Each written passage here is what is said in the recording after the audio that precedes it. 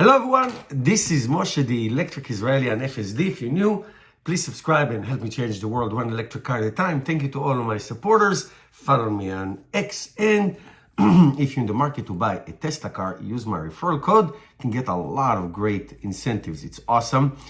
Today I want to talk to you about the marvels of the Tesla Cybertruck. Not all the great things. We're going to point out some negative things, not negative things that I hope Tesla had, but it didn't. Anyway, but I saw the Tesla Cybertruck in New York a couple of weeks ago. I think I'm going to go see it again next week. It's just a marvelous thing to see. And I want to point out a few things that the Cybertruck has. I cannot wait to get mine. I'm one of the earliest reservation holders.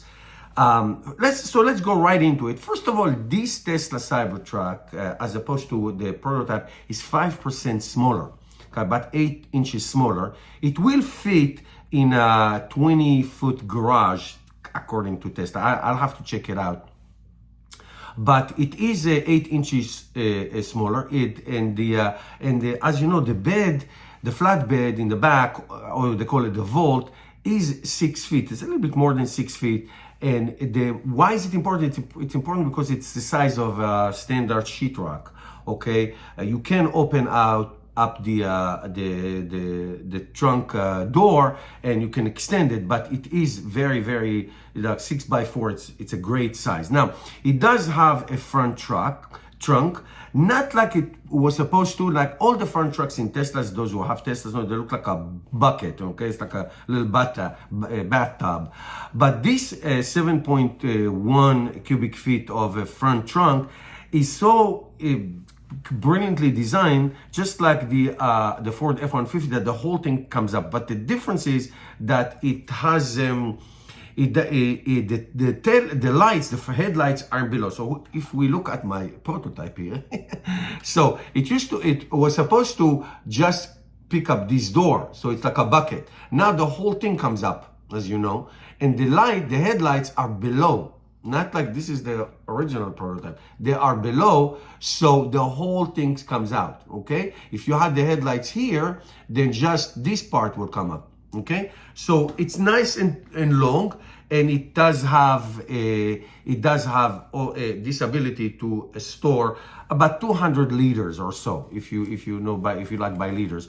Now, unlike the Rivian has that nice side entrance, okay, the side storage that you open. It was supposed to be in the Cybertruck, but it doesn't. So that's a bit disappointing, but it's not like a big deal. Now, one other thing that is disappointing is that there's no air compressor. Now, air compressor is awesome. But first of all, you can fix flat tires or whatever, or you can pump, boats and all kinds of things that need to be inflated, and it doesn't have it. That's disappointing. But you can buy it for $550 as an accessory, and that's not great. Now it was supposed to have a ramp. Now look at my prototype. That is cute. Look at my prototype. So here it is. I open it, if you remember, and there's a little thing, and it's supposed to have a ramp like so. So you can go up with the ATV or bicycle or whatever it is that you want to. Lawnmower, anything that you want to bring up. So it had it in the original presentation. It doesn't have it now, but you can buy it as an accessory, as this ramp. It looks very cockamamie, and it's not that great, but it does have it. All right, so that's good. Now the greatest thing that I love the most, and I tell you, I live in an area where power outage is every week, okay, and hurricanes happen. I sat in Hurricane Sandy for 13 days. I do have a standalone generator that is connected to the gas pipe, but gas can be cut off as well, so it's not guaranteed. So the power share, or what they call the bidirectional, will give you about 11.5 kilowatt continuous power. That is fantastic.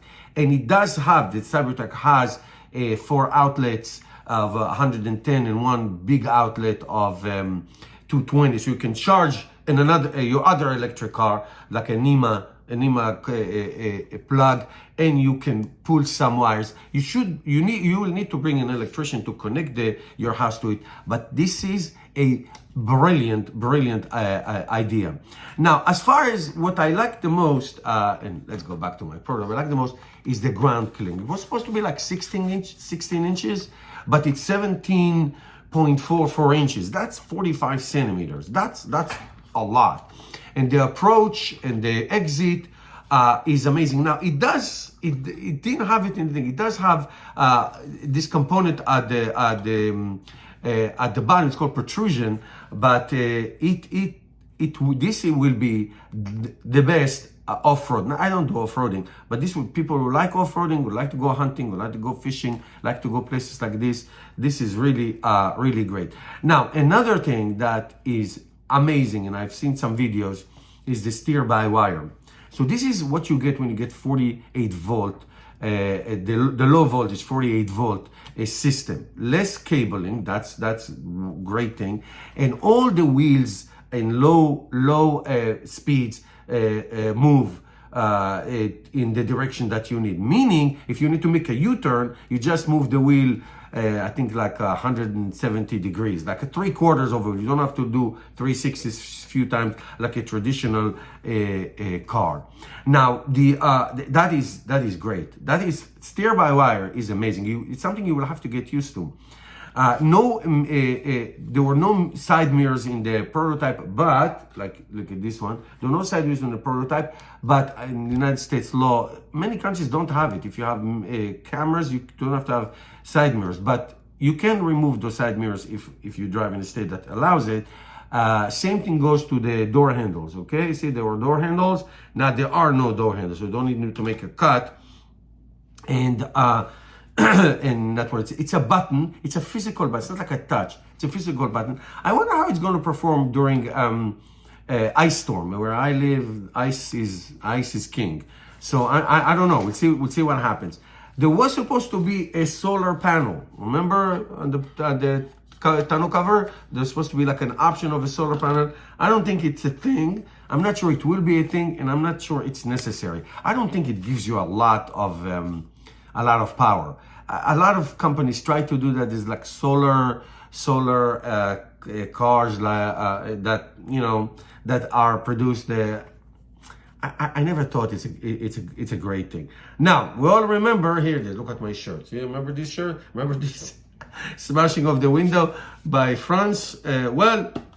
Glass break. I don't care what you do, glass breaks. But this glass, even though it's not like unbreakable glass because it's an oxymoron, but it will protect from, let's say, little pebbles, little stones. It is more acoustic, so it is not bulletproof or probably shatterproof.